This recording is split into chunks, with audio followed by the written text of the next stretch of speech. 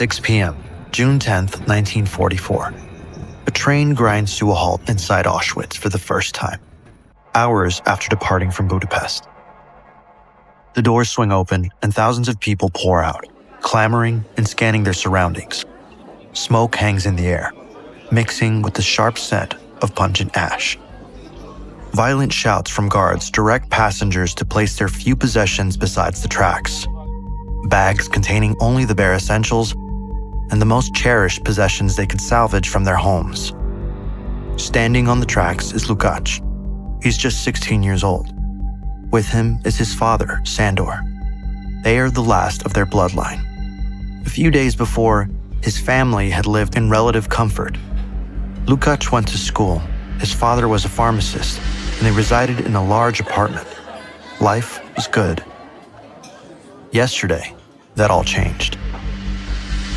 Lukach and his father are filed into a fast-moving line with other men and teenagers. Next to them is another queue with young children, women, and the elderly. At the front, an SS doctor is inspecting the arrivals.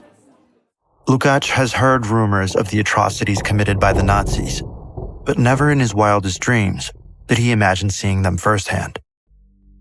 He is standing inside Auschwitz Birkenau, but what he doesn't realize yet is the true scope of the operation. This complex, covering over 140 hectares, was built to imprison, exploit, and exterminate thousands of people. On the right of this was Auschwitz I, the original prisoner camp established in 1940. Initially used to hold the Polish resistance and political figures before it became overcrowded and Birkenau took over the responsibilities in 1942. It now serves as offices for the SS operating as the camp's administrative hub. Lukach and his father reach the front. This is no ordinary line. Life or death rests in the doctor's decision.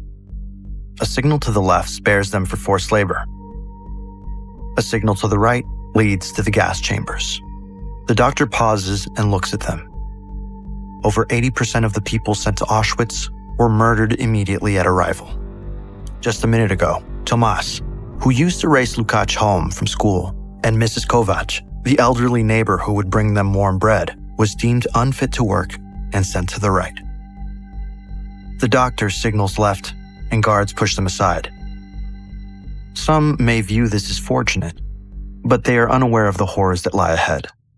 Lukach and the rest of the newly arrived prisoners are taken to the west end of the camp. Lukach enters the building, known as the sauna, and is immediately commanded to strip. He complies. Hair is shaved off his head, arms, and legs. A needle pierces his flesh. Finally, a number is stamped on his skin. In the next room, hundreds of men shower with ice-cold water. Within a matter of minutes, everything that once made Lukach special was stripped away. As Lukach is taken to the barracks, he passes the Kanata buildings. Here was a somber repository of belongings discarded by those who had just arrived, each item telling a story of hope and despair. 30 barracks house the items of the thousands of daily arrivals.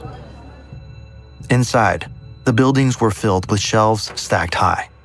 Workers were ordered to organize everything, sort it, and package it to be sent out to help the Nazi war efforts. Lukach is pushed into his new home, his father at his side. The room is cramped, packed with men and boys, all reduced to shadows of their former selves. Rows upon rows of wooden bunks stacked 3 high, each one barely wide enough for a man to lie flat. The air is thick, heavy with the stench of sweat, decay, and sickness. The floors are damp and caked with filth. The wooden walls are bare, offering little insulation. A single dim lamp swings from the ceiling, casting just enough light for Lukach and his father to claim a small space on a top bunk. On the hard wood, they fall asleep, unaware of the chaotic day that awaits them. They are currently located in the Jewish camp. Birkenau holds 300 wooden and brick barracks, divided by prisoner type. Women are housed in sectors B1A and B1B. While Romani prisoners are in Sector B2E, other groups such as homosexual men, criminals, and Jehovah's Witnesses are also segregated. Each group wears a specific badge to indicate their identity. Lukach barely slept. He rises from his bunk.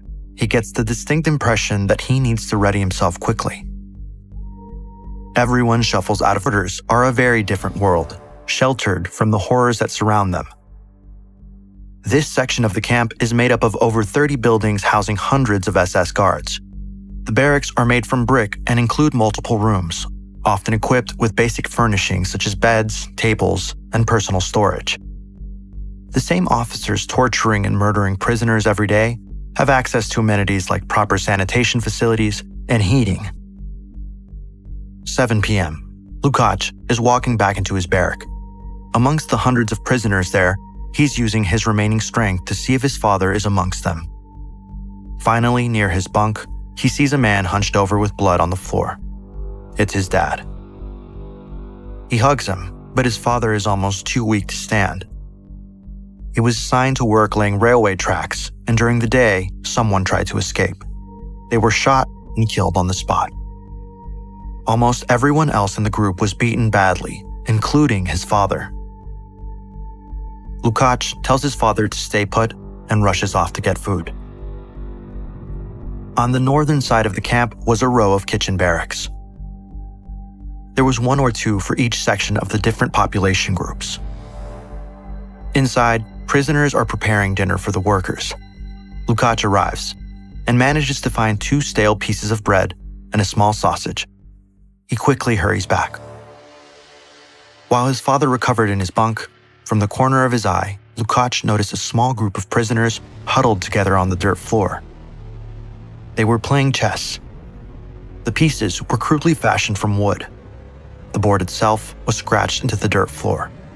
Its lines uneven, but clear enough to follow. One of the men saw Lukach hovering over and invited him to join.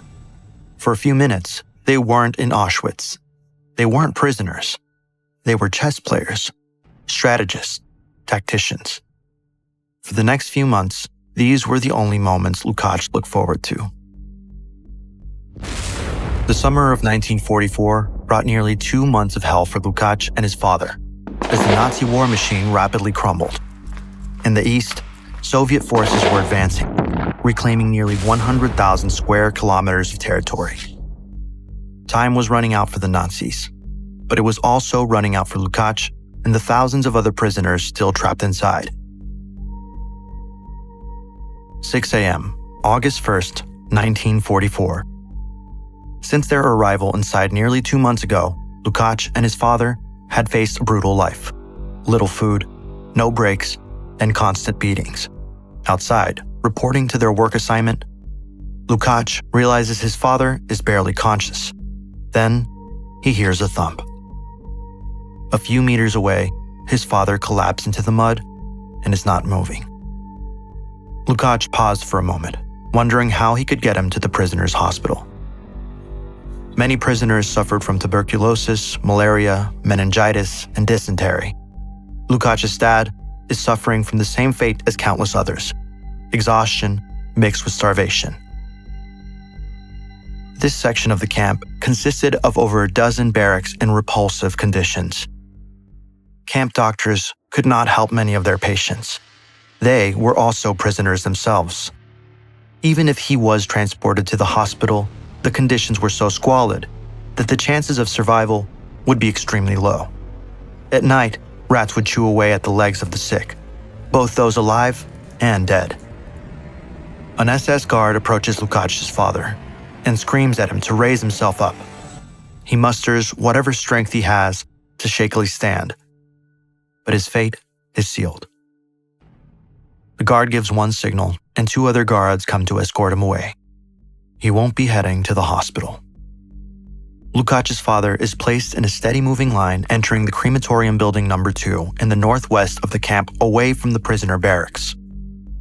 These 4 structures are built with deceptive facades to prevent panic about the imminent fate. Inside, the room is bare and windowless, except for one unsettling feature: a series of tall, mesh-covered columns that stretched from floor to ceiling. These columns were the delivery system for Zyklon B, the cyanide-based pesticide used to murder prisoners in horrific numbers. Once the chamber is sealed, SS guards drop the gas pellets through these columns, releasing lethal fumes, filling the room within minutes. Each gas chamber was connected to an adjacent crematorium, where the bodies were immediately disposed of. At the peak of the Holocaust in 1944, the camp murdered somewhere between 3,000 to 5,000 people each day. On this day, that included Lukach's father. Between 1944 and January 1945, the Soviets got closer and closer to the German homeland. The SS began to abandon various concentration and labor camps it had built throughout the Eastern Front. In January of 1945, the Soviets entered Auschwitz. The troops see a few thousand prisoners, gaunt and starving. To them, it's liberation. But for Lukach, it was too little, too late. He was 250 miles away. Marching through the dead of winter along with 1,000 others, Lukach had managed to make it so far, but his body can't handle it any longer. He collapses on the side of the road, falling face first into the snow. A guard shouts at him to stand, but Lukach no longer has the strength. The last sound he hears is a rifle being cocked, followed by a shot that echoes through the cold air. Auschwitz operated from May 1940 to January 1945. It expanded from the original barracks at Auschwitz I to include Auschwitz Birkenau and the slave worker factory of Auschwitz Monowitz. Lukach and his father may be fictional, but they stand for the countless lives shattered by the Nazi regime and its supporters during their merciless terror across Europe. Of the 1.1 million people transported to Auschwitz, over 900,000 were murdered or worked to death shortly after arrival.